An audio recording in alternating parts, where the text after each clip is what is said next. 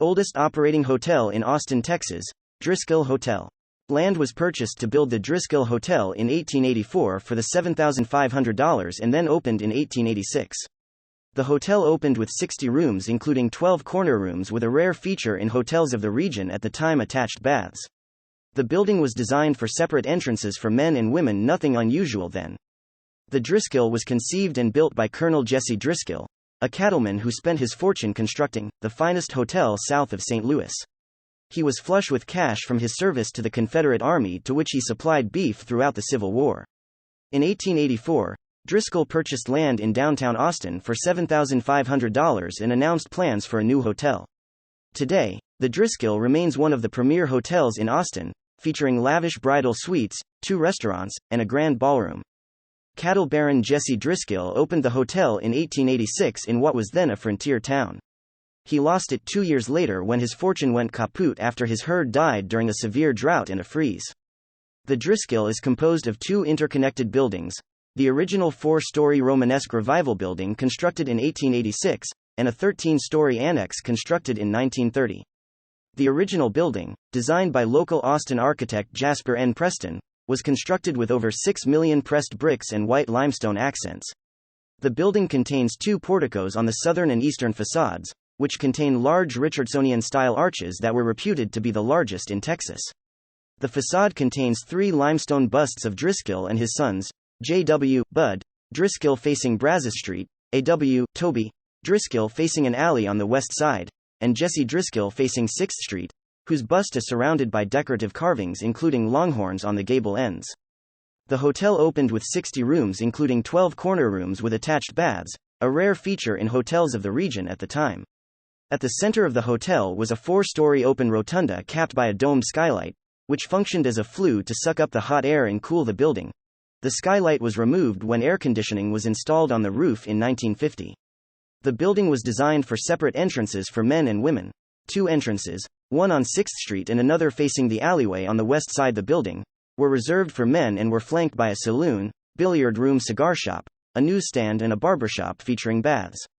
The women's entrance on Brazos Street allowed female guests to proceed directly to their rooms, thereby avoiding the cigar smoke and rough talk of the cattlemen in the lobby.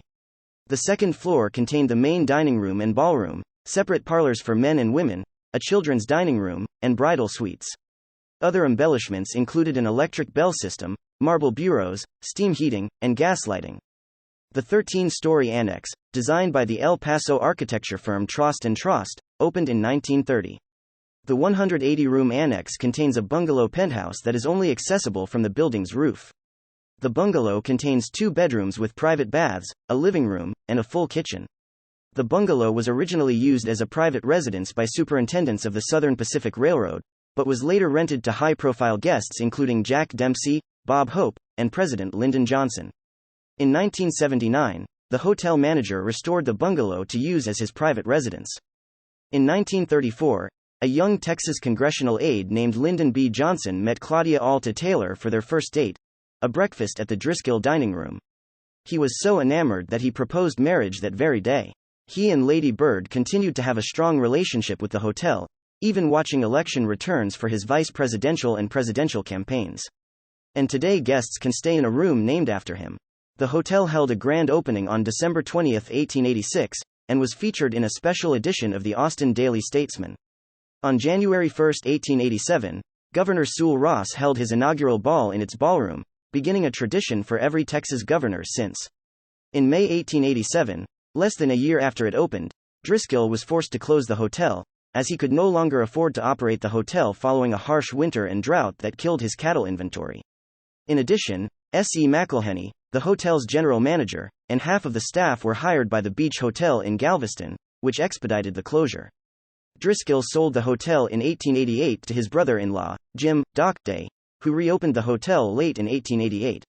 Austin magnate George Littlefield, responsible for other Austin landmarks, opened the Austin National Bank on the southeast corner of the building. The old bank vault still remains. Littlefield later purchased the hotel for $106,000 in 1895 and vowed that it would never close again. Littlefield invested over $60,000 in renovations, including ceiling frescoes, electric lighting, steam heating, and 28 additional lavatories, but still sold the hotel at a loss of $25,000 in 1903 to banking competitor, Wilmot. Wilmot added a barbershop and women's spa featuring Turkish baths, oversaw the construction of the annex, and adorned the former smoking room with 8 antique Austrian gold leaf-framed mirrors previously owned by Maximilian and Carlota of Mexico. In 1950, the hotel embarked on a renovation, which closed off the 6th Street entrance and removed the rotunda's skylight to make way for air conditioning units on the roof. In 1952, the former Austin National Bank was transformed into a television studio for KTBC, the very first television station in Central Texas. In 1969, the Driskill closed its guest rooms in anticipation of a renovation and new tower containing a modern glass facade, which never materialized. Most of its furnishings were sold, and an American Statesman article declared, "Driskill Hotel's fate sealed." The hotel was saved from the wrecking ball at almost the last minute, however, when a nonprofit organization called the Driskill Hotel Corporation raised $900,000. In 1908, the Daughters of the Republic of Texas met at the Driskill Hotel to discuss the fate of the Alamo Mission in San Antonio. At the meeting, a divide between two factions of the group erupted over whether to demolish or preserve the structure. Braniff International Hotels, Inc., a division of Braniff Airways, Inc., of Dallas, Texas, bought the hotel in 1972 and began $350,000 restoration of the grand lobby of the historic facility. Braniff reopened the hotel to customers in January 15, 1973, to very strong bookings and conference business. Braniff threw an official grand reopening celebration on February 10, 1973. Over 1,000 guests attended the gala event that included a parade of every Texas governor and/or their descendants, since 1886. All proceeds from the event went to the Austin Heritage Society, who was strategically instrumental in the resurrection of the Hotel Driskill. In 1995, the Driskill was purchased by Great American Life Insurance, who embarked on $30 million renovation to restore the hotel to its original appearance, which had been heavily modified over the years. The hotel closed for 4 years for renovation work and was reopened in a Millennium celebration on December 31, 1999. In 2013, the Driskill was purchased by Hyatt Hotels Corporation for $85 million, who embarked on an $8 million renovation of the hotel, which was listed in the National Register of Historic Places on November 25, 1969. Stanley Turkle was designated as 2020 Historian of the Year by Historic Hotels of America, the official program of the National Trust for Historic Preservation, for which he was previously named in 2015 and 2014. Turkle is the most widely published hotel consultant in the United States. He operates his hotel consulting practice serving as an expert witness in hotel-related cases, provides asset management and hotel franchising consultation. He is certified as a Master Hotel Supplier Emeritus by the Educational Institute of the American Hotel and Lodging Association. Stan Turkle at AOL.com 917-628-8549. His new book, Great American Hotel Architects Volume 2 Inches, has just been published.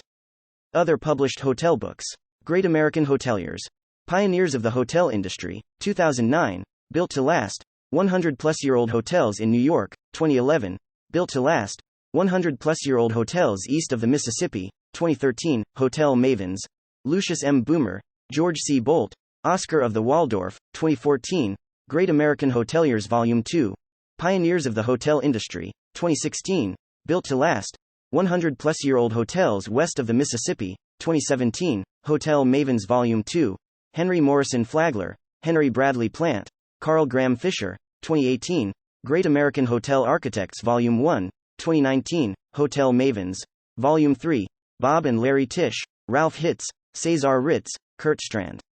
All of these books can be ordered from AuthorHouse by visiting www.stanleyturkle.com and clicking on the book's title.